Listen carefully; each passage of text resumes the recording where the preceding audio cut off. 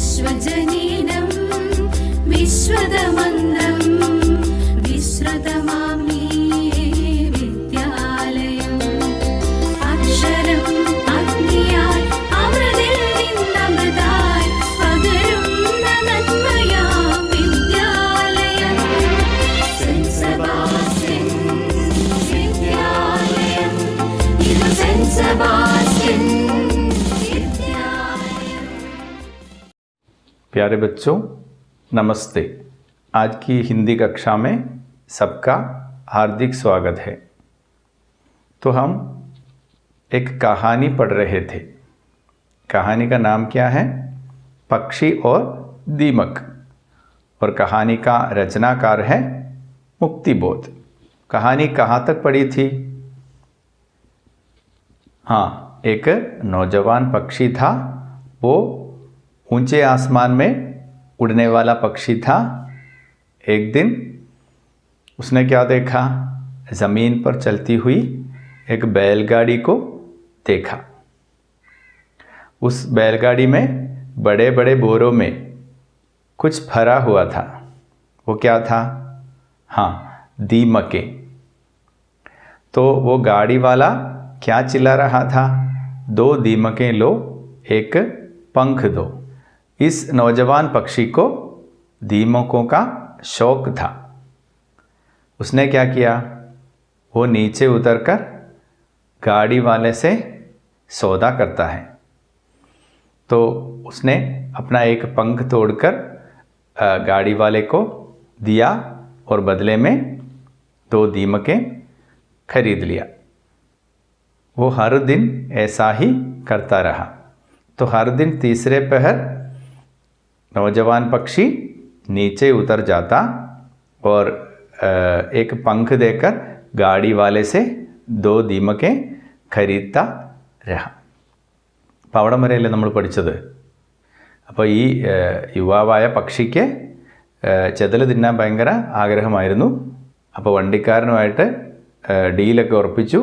അപ്പോൾ എന്നും 3-ാം യാമത്തിൽ അവൻ താഴെ ഇറങ്ങി വന്ന് തൻ്റെ ഒരു തൂവൽ പറിച്ചു കൊടുത്ത് വണ്ടിക്കാരൻ്റെ അടുത്ത് നിന്നും 2 ചെതലും വാങ്ങി പോവുമായിരുന്നു. അപ്പോൾ അവിടം വരെയാണ് നമ്മൾ പഠിച്ചത് അല്ലേ. നമുക്കിനി ബാക്കിയൊന്ന് നോക്കാം. कुछ दिनों तक ऐसा ही चलता रहा। एक दिन उसके पिता ने देख लिया। उसने समझाने की कोशिश की कि बेटे, दीमकें हमारा स्वाभाविक आहार नहीं है और उनके लिए अपने पंख तो हरगिज नहीं दिए जा सकते. അപ്പോൾ എന്താണ് ആ പാരഗ്രാഫിൽ പറയുന്നത് നോക്കിയേ. കുച്ച് ദിനോ തക് ഏസാ ഹി ചൽത്താ രഹ. കുറച്ച് ദിവസം ഇങ്ങനെ തന്നെ നടന്നുകൊണ്ടിരുന്നു. എങ്ങനെ? എല്ലാ ദിവസവും 3-ാം യാമത്തിൽ ഈ പക്ഷി താഴെ ഇറങ്ങി വരും, തൻ്റെ ഒരു ചിറക് പറിച്ചു കൊടുത്തിട്ട് 2 ചെതലിനെയും വാങ്ങി പോവും. ഏക് ദിൻ ഉസ്കെ പിതാനെ ദേഖ് ലിയ. ഒരു ദിവസം ഈ നോജവാൻ പക്ഷിയുടെ അപ്പൻ ഇത് കണ്ടു. ഉസ്നെ സംജാനെ കി കോശിഷ് കി. അപ്പോൾ ഈ അച്ഛൻ ഇവനെ പറഞ്ഞ് മനസ്സിലാക്കാൻ ശ്രമിക്കുകയാണ്. ഈ സമജ്ന എന്നുള്ള വാക്ക് നിങ്ങൾ പഠിച്ചിട്ടുണ്ട്. സമജ്ന എന്ന് പറഞ്ഞാൽ മനസ്സിലാവുക എന്നാണ്. സംജാന എന്ന് പറഞ്ഞാൽ മനസ്സിലാക്കുക എന്നാണ്. അപ്പോൾ അച്ഛൻ ഇവനെ മനസ്സിലാക്കാൻ ശ്രമിക്കുകയാണ്. ബേട്ടെ, ദീമകെ ഹമാരാ സ്വാഭാവിക് ആഹാർ നഹി ഹേ. ഈ ചെതലുകളെന്ന് പറയുന്നത് നമ്മുടെ ഒരു സാധാരണ ഭക്ഷണമല്ല. നമ്മൾ സാധാരണ കഴിക്കുന്ന ഭക്ഷണമല്ല. സ്വാഭാവിക് ആഹാർ എന്ന് പറഞ്ഞാൽ അത് നമ്മുടെ സാധാരണ ഭക്ഷണമല്ല. ഓർ ഉൻകെ ലിയെ അപ്നെ പങ്ക് തോ ഹർഗിസ് നഹി ദിയേ ജാ സക്തേ. അതിനുവേണ്ടി നിൻ്റെ ചിറക് അല്ലെങ്കിൽ തൂവലെന്ന് പറയുന്നത് ഒരിക്കലും കൊടുക്കാൻ പാടില്ല. ഈ പങ്ക് എന്നുള്ള വാക്കിന് ചിറകെന്നും അർത്ഥമുണ്ട്, തൂവലെന്നും അർത്ഥമുണ്ട് കേട്ടോ. അപ്പോൾ അതിനുവേണ്ടി നിൻ്റെ ചിറക് നീ ഒരിക്കലും കൊടുക്കരുത്. മനസ്സിലായില്ലേ? ഹർഗിസ് നഹി ദിയേ ജാ സക്തി എന്ന് പറഞ്ഞാൽ ഒരിക്കലും കൊടുക്കാൻ പാടില്ലെന്നാണ്. ഇനി അടുത്ത പാരഗ്രാഫ് നോക്കിയേ. ലേക്കിൻ ഉസ് നോജവാൻ പക്ഷീനെ ബഡേ ഹി ഗർവ് സെ അപ്നാ മുഹ് दूसरी ओर कर लिया. उसे ज़मीन पर उतरकर दीमकें खाने की चट लग गई थी. अब उसे न तो दूसरे कीड़े अच्छे लगते, न फल, न अनाज के दाने. दीमकों का शौक अब उस पर हावी हो गया था. अब ये पैराग्राफ നോക്കിയേ. लेकिन उस नौजवान पक्षी ने बड़े ही गर्व से अपना मुख दूसरी ओर कर लिया. അപ്പോൾ ആ യുവാവായ പക്ഷി എന്ത് ചെയ്തു? ബഡേ ഹി ഗർവ് സെ, വളരെ അഹങ്കാരത്തോടെ. ഗർവ് എന്ന് പറഞ്ഞാൽ എന്താണ്? പ്രൈഡ്, അഹങ്കാരമാണ്. അഹങ്കാരത്തോടെ अपना मुख दूसरी ओर कर लिया. തൻ്റെ മുഖം തിരിച്ചു കളഞ്ഞു. മുഖം തിരിക്കുക എന്ന് പറഞ്ഞാൽ എന്താ അർത്ഥം? നമ്മൾ ഒരാൾ ഉപദേശിക്കുമ്പോൾ നമ്മൾ മുഖം തിരിക്കുക എന്ന് പറഞ്ഞാൽ അതിനെ തിരസ്കരിക്കുക എന്നാണ് അർത്ഥം അല്ലേ? അവൻ വളരെ അഹങ്കാരത്തോടെ മുഖം തിരിച്ചു. അപ്പൻ ഇവനെ ഉപദേശിക്കുകയാണ്, മോനെ ഇങ്ങനെ ചെയ്യരുത്, ഇത് ശരിയല്ല, ഒന്നാമത് ചെതൽ നമ്മുടെ സ്വാഭാവികമായ ഒരു ഭക്ഷണമല്ല, അതിനുവേണ്ടി നീ ഒരിക്കലും ഈ തൂവൽ പറിച്ചു കൊടുക്കരുതെന്ന് പറഞ്ഞപ്പോൾ അവൻ അഹങ്കാരത്തോടെ മുഖം തിരിച്ചു കളഞ്ഞു. ഉസേ സമീൻ പർ ഉത്തർക്കർ ദീമക്കെ ഖാനയ്ക്ക് ചട്ട് ലഗ് ഗയി थी. അവന് നിലത്തിറങ്ങി. ജമീൻ പർ ഉത്തർക്കർ ദീമക്കെ ഖാനയ്ക്ക് ചെതൽ തിന്നാനുള്ള ചട്ട് ലഗ് ഗയി थी. ചട്ട് ലഗ്ന എന്ന് പറഞ്ഞാൽ ആർത്തി കയറുക എന്നൊക്കെയാണ് അർത്ഥം. അപ്പോൾ അവന് എന്നും താഴെ ഇറങ്ങി ഈ ചിതലുകളെ തിന്നാനുള്ള ആർത്തിയായിരുന്നു. അബ് ഉസേ നത്തോ ദൂസരെ കീടെ അച്ഛേ ലഗ്തേ. ഇപ്പോൾ അവന് മറ്റുള്ള കീടങ്ങളെ ഒന്നും ഇഷ്ടമില്ല. ന ഫൽ ന അനാജ് കെ ദാനെ. പഴങ്ങളുമില്ല, അതുപോലെ ധാന്യങ്ങളുമില്ല. അനാജ് ക ദാന എന്ന് പറഞ്ഞാൽ ധാന്യമണി എന്നാണ്. അതൊന്നും അവനിപ്പോൾ ഇഷ്ടമില്ലാണ്ടായി. ഈ ചെതലുകൾ തിന്ന് ശീലിച്ചത് കൊണ്ട് അവനിപ്പോൾ മറ്റ് സാധനങ്ങളൊന്നും ഇഷ്ടമില്ലാണ്ടായി. ഏതൊക്കെയാണ്? മറ്റ് കീടങ്ങളെ ഇഷ്ടമില്ല, അതായത് മറ്റ് പ്രാണികളെ ഒന്നും ഇഷ്ടമില്ല, പഴങ്ങൾ ഇഷ്ടമില്ല, ധാന്യമണികളും ഇഷ്ടമില്ല. ദീമകോ കാ ഷൗക്ക് അബ് ഉസ് പർ ഹാവി ഹോ ഗയാ ഥ. ദീമകോ കാ ഷൗക്ക്, ഷൗക്ക് എന്ന് പറഞ്ഞാൽ കൊതി, താല്പര്യം എന്നൊക്കെയാണ് അർത്ഥം. ഉസ് പർ ഹാവി ഹോ ഗയാ ഥ. ഹാവി എന്നുള്ളത് നമ്മൾ നേരത്തെ കഴിഞ്ഞ വർഷം പഠിച്ചതാണ് TV എന്നുള്ള പാഠത്തിൽ. ഹാവി എന്ന് പറഞ്ഞാൽ ആധിപത്യം പുലർത്തുക, ഡോമിനേഷൻ എന്നൊക്കെയാണ് അർത്ഥം ഹാവി ഹോന എന്ന് പറഞ്ഞാൽ. അപ്പോൾ ഈ ചെതലിനോടുള്ള താല്പര്യം ഇവൻ്റെ മേലിൽ ആധിപത്യം നടത്തി കഴിഞ്ഞിരുന്നു എന്ന് പറഞ്ഞാൽ ഇവനെ കീഴടക്കി എന്ന് പറഞ്ഞാൽ അർത്ഥം എന്താണ് ശരിക്കും? ഈ ചെതൽ തീറ്റ എന്നുള്ളതിന് ഇവൻ അഡിക്റ്റായി മാറി എന്നാണ്. അതായത് ഒരു ശീലം നമ്മളെ കീഴടക്കിയെങ്കിൽ, നമ്മളിൽ ആധിപത്യം പുലർത്തുന്നുണ്ടെങ്കിൽ അതിൻ്റെ അർത്ഥം നമ്മൾ അതിന് അഡിക്റ്റായി പോയി എന്നാണ്. ഇനി അടുത്ത പാരഗ്രാഫ് നോക്കാം. ലേക്കിൻ ऐसा कितने दिनों तक चलता, उसके पंखों की संख्या लगातार घटती चली गई. अब वह ऊंचाइयों पर अपना संतुलन साध नहीं सकता था. न बहुत समय तक पंख उसे सहारा दे सकते थे. आकाश यात्रा के दौरान उसे जल्दी जल्दी पहाड़ी चट्टानों, पेड़ की चोटियों, गुंबदों और बुर्जों पर हांफते हुए बैठ जाना पड़ता. उसके परिवार वाले तथा मित्र ऊंचाइयों पर तैरते हुए आगे बढ़ जाते. वो बहुत पिछड़ जाता, फिर भी दीमक खाने का उसका शौक कम नहीं हुआ. दीमकों के लिए गाड़ी वाले को वो अपना पंख तोड़ तोड़ कर देता रहा. അപ്പോൾ നോക്കിയേ, ലേക്കിൻ ऐसा कितने दिनों तक चलता. പക്ഷേ ഇങ്ങനെ എത്ര ദിവസം പോവും?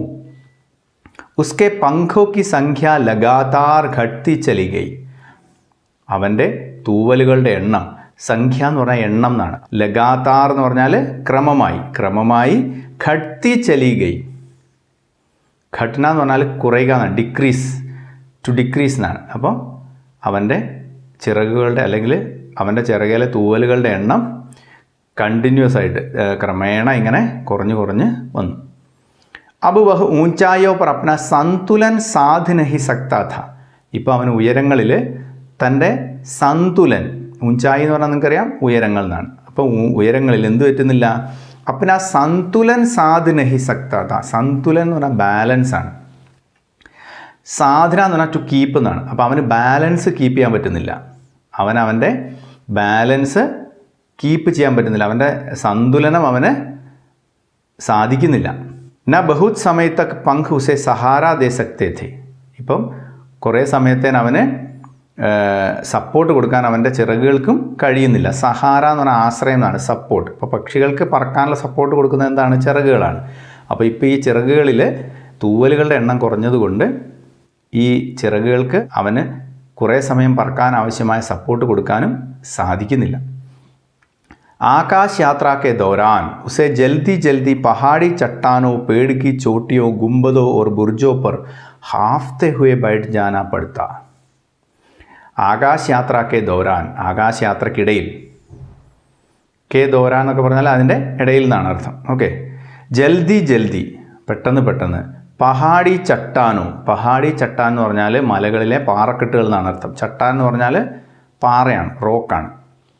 പഹാഡ് നിങ്ങൾക്കറിയാം, പർവ്വതം എന്നൊക്കെയാണ് അർത്ഥം, അല്ലെങ്കിൽ മല എന്നൊക്കെയാണ് അർത്ഥം. മലയിലെ പാറക്കെട്ടുകളിലും പേടോക്കി ചോട്ടിയും, മരത്തിൻ്റെ തുഞ്ചത്ത്, പേടോക്കി ചോട്ടി എന്ന് പറഞ്ഞാൽ മരങ്ങളുടെ ആ ടിപ്പിനാണ് ചോട്ടി എന്ന് പറയുന്നത്, ഏറ്റവും മുകളിലത്തെ അറ്റത്ത്, അല്ലെങ്കിൽ മരത്തിൻ്റെ തുഞ്ചത്തോ.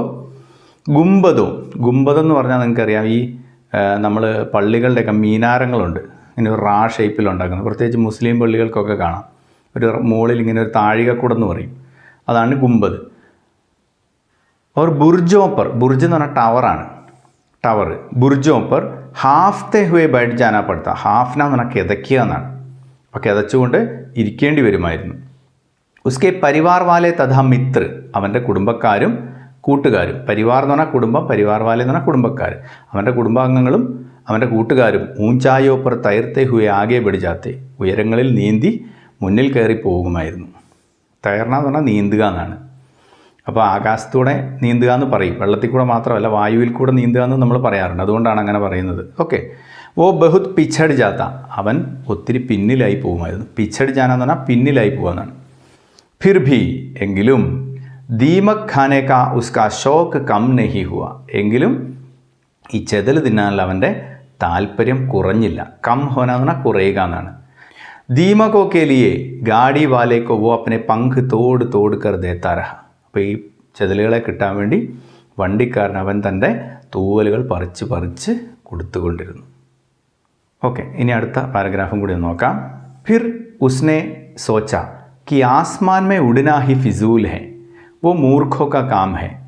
उसकी हालत यह थी कि अब वह आसमान में उड़ ही नहीं सकता था.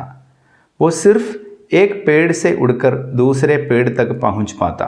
धीरे धीरे उसकी यह शक्ति भी कम होती गई और एक समय वो आया जब वो बड़ी मुश्किल से पेड़ की एक डाल से लगी हुई दूसरी डाल पर चलकर फुदक कर पहुंच जाता, लेकिन दीमक खाने का शौक नहीं छूटा.